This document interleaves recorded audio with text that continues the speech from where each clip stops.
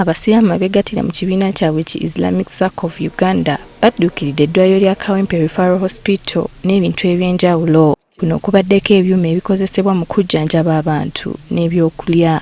Bano bategeezezza lwaki basazeewo okudduukirira eddwaliro lino. Kuba omulwadde abeera eyo bambi olumu bintu ne bimuggwako ate n'obwomu buluma.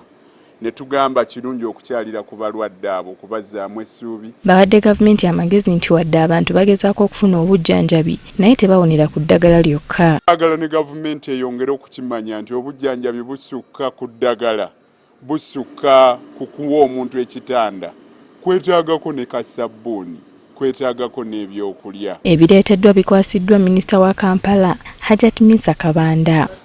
Ono era asabye abasawo nga bakwasa ebintu bino okubikwata obulungi. So tubeebaza kino kibawadde, tubeebaza okubanga nakyo bakituwadde, bagasseeko ettaffaali ku ddwaliro lyaffe ery'e Kawempe.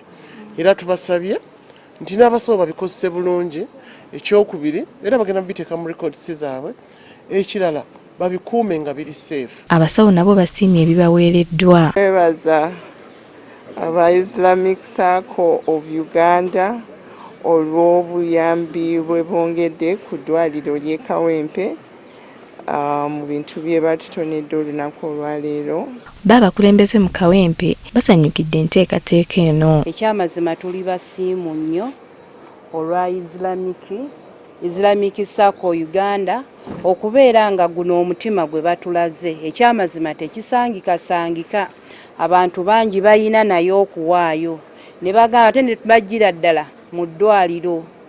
Abavujjirizi abatavudde mitala w'amawanga wabula nga be bavubuka be mulabye be mulaba mu kifaananyi kino abakwata katono ke balina ne beerekereza okubeera nga bawa omuntu ali mu bwetaavu.